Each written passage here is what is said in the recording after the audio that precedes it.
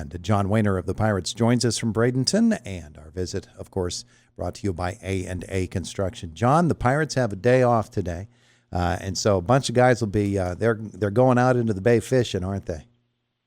I would think you got some guys going to charter a boat. I got to assume some guys are going to go golfing. Some might just relax and spend time with the family if their family's down here. Mm-hmm. Spring training's a grind. It really is. It's Groundhog's Day down here, where every day's the same. So you really appreciate a day off. These guys, some won't get days off. Some will have to go throw on the side. Some of the coaches will have to show up. There's always something going on. But I would say that most are going to have a day off, and you're waking up at 6 a.m. You're at the park at 7. You eat, you work out, you play a game, you go home, you eat, and you go to bed. It's like that every day. So when you get a day off, it's refreshing. The only thing that I guess changes the routine is if there's a night game, and they have a few of those, but not very many. But yeah, they'll get to enjoy the beautiful day. It's 80 degrees, sunny, almost as nice as it's going to be up there in Western PA, where it's foggy and 34 at the moment. Yeah, okay. What was your go-to activity when it was your day off at spring training? What did you do?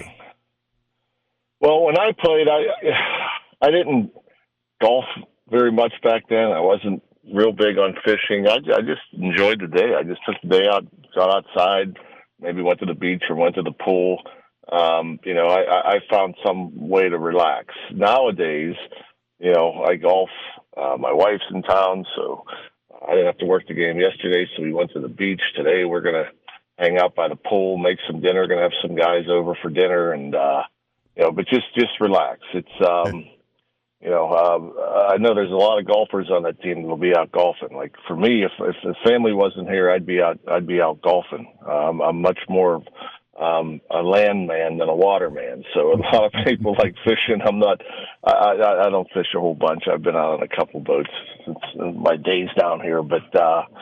If I can get a chance to golf, that's what I'm doing. Yeah, I remember your career. You were probably rehabbing a back injury at any given moment. I always, it's like I said, for me, I was trying to make a team. So if I had a day off, I wouldn't complain if they told me to go to minor league camp and play in a game over there just because I wanted it bad. Yeah, well, that's a great thing about baseball. You just love that. And, there are guys that are utility players that are always constantly fighting for a job on a roster. And there are guys that are just sliding in and getting in their work to get themselves ready for the start of the season. But you find all of those different types of players at a spring training camp, and certainly the Bucs have them this year just as they do in any other year. I want to talk to you about a couple of young bats, but I want to talk about some of these veteran bats that have come in today, particularly Brandon Lau and Ryan O'Hearn, and I'm really intrigued by Jake Mangum. Those are three guys that bring some legitimate sticks with them, aren't they? Indeed. When you go back over the last 10 years, when you talk about legit middle-of-the-order bats, guys that are hitting 3, 4, 5, I think of Josh Bell, maybe the only one in the last 10 years that had, like, legitimate, power and produced. He had 39 home runs the 1 year. But with Lau, O'Hearn, and Marcelo Osuna, you got three guys that have all been on the All-Star team. Two of the three have hit 30 plus, 139, 140 plus. So it's going to be a totally different look in the lineup. Those guys in the middle are capable of hitting the ball at the ballpark every at bat. They're experienced as far as hitting with runners in scoring position. And when you had the worst offense in the league last year and you had three bats like that in the middle of your lineup, you are going to score more runs. And then with Jake Mangum, not a power guy. He has occasional pop. I mean, he had a ball off the wall last week and he had another double yesterday. But he's more of a guy that's going to beat you with his arm, his legs, and then he'll slap the ball around. He can bunt. He can do a lot of different things like that. And it's going to be interesting. I thought about this the other day watching him play. Donnie Kelly is going to want to get this guy in the lineup. Mm-hmm. He's an outfielder. And then you got Reynolds in left, O'Hearn in right, O'Neill Cruz in center. and he's going to try to find ways to get Jake Mangum in the lineup. I mean, he could bat first. He might bat ninth. If he's batting ninth, he's like a second leadoff guy before you turn the lineup over again. And so he's a guy that's going to come out to win. You know, he has a football mentality. He plays hard. He brings an energy. And so how is Donnie Kelly going to get him in the lineup 3 or 4 days a week? It might be a challenge at times, but I could see them, moving guys around, maybe giving Cruz a day off against a lefty. It'll be interesting to see how much he hits against lefties. So Mangum can play center field if you give Cruz a day off, you might give O'Hearn a DH day, which would get Mangum in right or left. Reynolds, you give him a DH day or a day off. So he's going to be creative, I think, get Jake Mangum in the lineup. I mean, he'll probably be considered a fourth outfielder. He'll go in for defense late in the game. He'll probably go in the pinch run late in the game. But he's definitely going to be a part of this team. He'll be our fourth outfielder. And, and I think he'll get enough at-bats. And people in Pittsburgh and Indiana, all over the west tri-state area, they're going to love watching Jake Mangum play. Yeah, he's got that NFL family background, so yeah, he does bring that football player mentality to it. I want to go back to Ozuna. That guy has a violent swing, doesn't he? He does. He takes his hacks. But what I do like about him, there are certain guys out there that have a knack for coming through in the clutch. He had 100 RBIs just as recently as 2 years ago.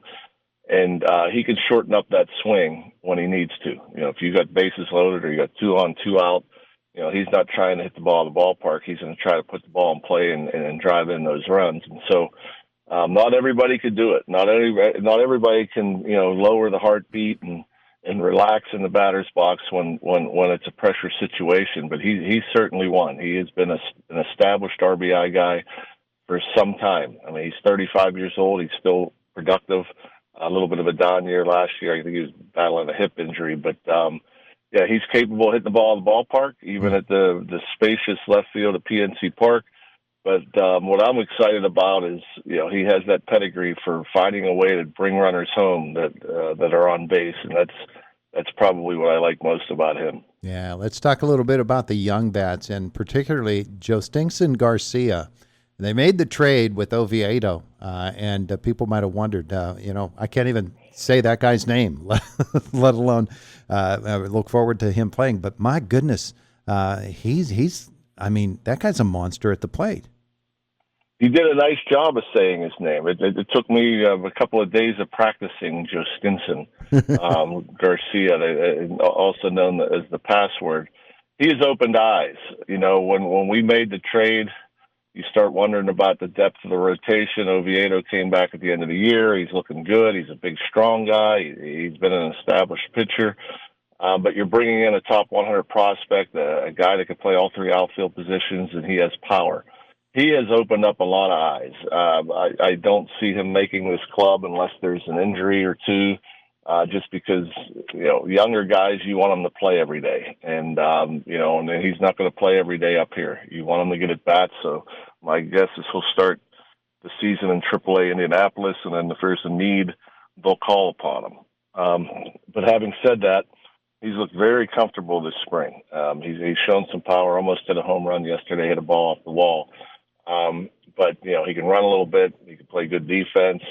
And he put up good numbers in the minor leagues. So, you trade away pitching depth, especially a starting pitcher, you want something in return. And so far, it looks like they got pretty good return in Garcia. Yeah, he's a pretty talented-looking guy. I want to talk about another guy who has been very high in the top 100 rankings, but hasn't made his way yet in the Pirates organization, Termarr Johnson. What do the Pirates think of him now after a couple of seasons? He's only 21. He's got a great walk ratio. He's got a really good eye. But I think folks outside the organization say, man, I need the guy to start swinging the bat and hitting the ball. The Pirates probably have a little bit more patience than that. But what does the team think of Termarr Johnson and his future? That's a great question, by the way, because he's kind of been forgotten about and not talked about a whole lot in the organization recently. And I think a lot of that has to do with Connor Griffin. Connor Griffin's certainly the exception. Most high school draft picks like Johnson, it takes them 3, 4, 5 years to get to the major league level. That's what's so amazing about Connor Griffin, that they're talking about him being on this big league team as a 19-year-old. Yeah. Samar Johnson's still only 21 years old. So, coming out of high school, it's hard. I mean, it's very, very hard to make it to the big leagues coming out of high school. And because you've never failed in your life. And then you come to the pro ball and you realize how hard it is. And so it becomes a bit of a grind. When I first saw him a couple of years ago, I saw a very violent swing. I was thinking we were getting an Andrew McCutchen type, a guy that, hits the ball all over the place. They talked about what his hitting pedigree is and everything else, but he was more like a slugger. He almost swung like Reggie Jackson. And when he hit it a long way. He has tremendous power. I think he's learned that, he can't have that approach at the minor league level. I think, you want to shorten up your swing, put the ball in play a little bit more, because you'll get exposed if you're trying to hit home runs all the time. And so less power last year, but more contact, higher batting average in Double-A. I don't want Pirate fans to forget about him. He still has a ton of talent. He's still only 21 years old, and that's very young. Even Paul Skeens, who came to the big leagues a year after draft, was, I think, 21 or 22 years old, and that was with 3 years in college, and that's a Cy Young Award winner. So I think that, he's maturing. He's figuring out how to hit to be a little more consistent. I think he's gotten better defensively at second base. They've moved him at third a little bit this year.